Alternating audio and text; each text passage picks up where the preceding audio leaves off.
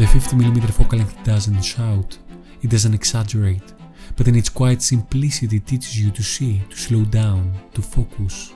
But before you can decide how to shoot, you first need to understand what is worth shooting. When I first picked up a 50mm lens, I was eager to photograph everything around me. But I soon realized that not everything makes a compelling subject. Not everything holds a story worth telling. In this video I want to take you through that journey, the path of discovering which subjects come alive with the 50mm and how they've reshaped the way I see the streets. In a previous video I shared how I approach composition with a 50mm focal length, but in this one I want to take a step back. Before we take the shot we need to recognize the subjects that truly shine through this focal length. Over time I found myself returning to certain moments, ways of shooting that truly felt right with the 50mm. Not technical tricks, but creative ideas that help me match subject, story and focal length. Today I want to share those 5 ideas with you, not as rules but as ways of seeing. When I first started out, I was drawn to chaos. Markets, intersections, crowds. If it looked busy, I was there with my camera trying to squeeze as many stories as I could into a single frame. And there is nothing wrong with that, I still love complex layered scenes. But I've learned that the 50mm isn't the best tool for that kind of work. I mean, you can still do it, but it's not that easy when you're starting out. That's where wider lenses shine, as we've discussed in the previous video. What the 50mm taught me was something different. It taught me to slow down, to strip the noise away, to see a single person in a quiet moment and let that be the entire story. There are plenty of photos that help me understand this, but there are 2 that stand out. Both were taken in the same day back when I lived in Leicester. It was a sunny afternoon, the sky was completely clear except for one cloud drifting above. The cloud looked exactly like smoke. All I needed was a chimney.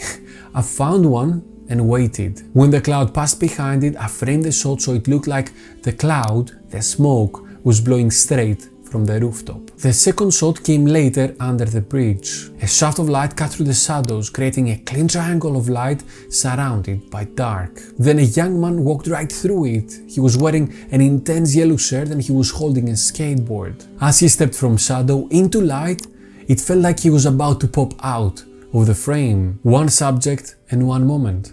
That was all it needed. That's when it clicked for me. The 50mm doesn't give you the full orchestra. It gives you the solo. If you're enjoying the video so far, hit the like button and consider subscribing with a bell.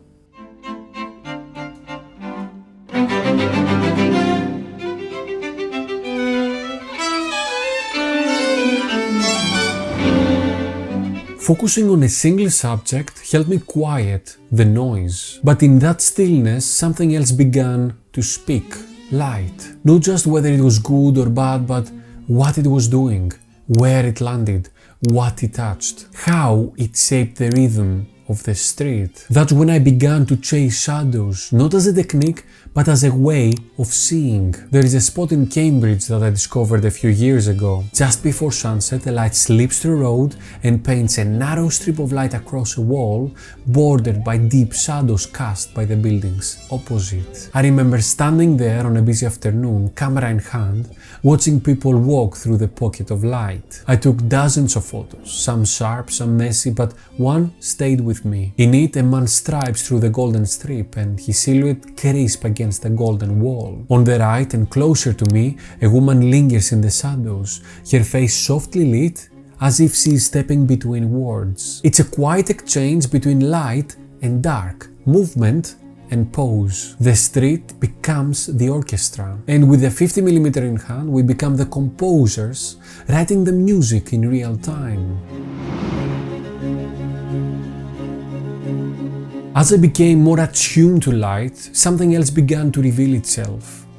Depth. Not the kind that creates dimension, but the kind that adds meaning. And that's where the 50mm quietly shines. It doesn't flatten a scene or stretch it, but it layers it deliberately. This was years ago now, maybe 7 or 8. I was in London standing under the massive glowing screens of Piccadilly Circus. It had just rained. I was jangling my camera and an umbrella, but I didn't care. The pavement had become a canvas of reflections, sleek tiles mirroring the colorful spectacle from above. And that's where I really noticed it, layering through light, through texture, through reflections. There was the foreground, the pattern lines of the wet pavement. Then there was the silhouette of the people waiting to cross, their presence anchored in the middle ground. And finally in the background, those vivid splashes of color from the screens bouncing off the water like paint. The photo wasn't just about a single subject in it. It was about how each layer spoke to the next. The 50mm taught me that you can say more with less, but you have to be intentional. Every layer, every element has to have a reason to be there. Like a soloist in an orchestra, it only works if it's in a harmony with the rest.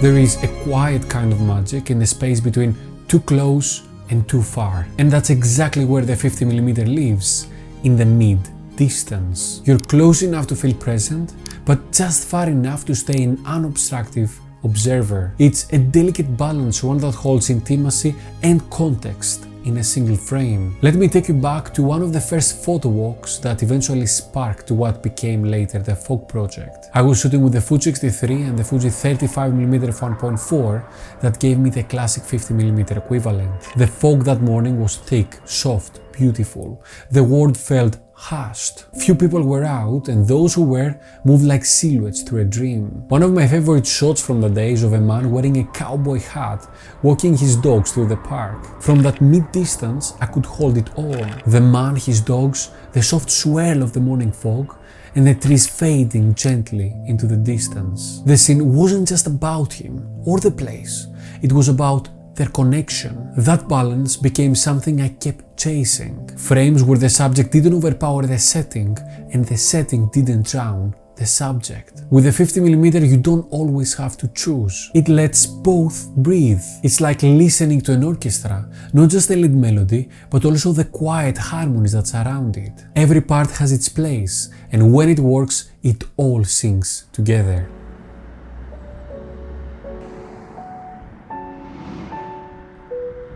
All of this eventually led me somewhere I didn't expect, to emptiness. Not the emptiness of nothingness, but the kind that holds space. Space for mood, for silence, for imagination. A kind of quiet that doesn't demand your attention, but it rewards it if you stay long enough to notice it. I stopped looking for the perfect subject or the cleanest story. I started noticing what was left behind, the echoes, the traces, the stillness after the moment has passed. There is one image that stays with me. It was a foggy night deep in a quiet neighborhood. No people, no movement, just thick, glowing mist. But the fog wasn't just white. It had been painted red by the ambient light of the nearby buildings. The familiar turned surreal. It felt like I was somewhere else entirely.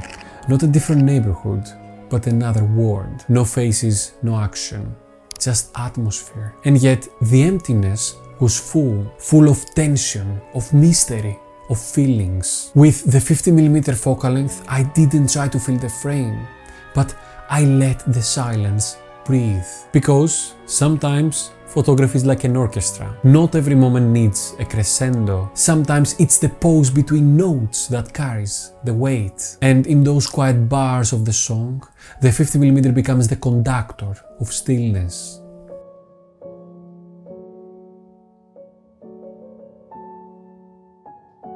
The 50mm focal length doesn't draw attention to itself. It doesn't dazzle with distortion or dramatics, but maybe that's exactly its power. Because in its simplicity, it gives us something rare. Clarity. Clarity to see one person, one moment, one sliver of light. Clarity to find harmony between subject and scene. Clarity to notice the silence and not rush to feel it. These 5 ideas didn't just change how I shoot, they changed how I look at the street, at light, at presence and absence. And they reminded me that photography isn't always about capturing everything. Sometimes it's about listening, like the orchestra tuning before the performance. The real music happens not in the noise, but in the attention we bring to it. So wherever you are, whatever lens you're holding, slow down, watch and listen. The street is already playing the song. You just have to decide how to join in. If you're using a 50mm for street or any other kind of photography, I would love to hear what kinds of stories you are telling. Drop your thoughts and your experience in the comments. Now if you want to know how to master composition when shooting with a 50mm focal length, click and watch this video next.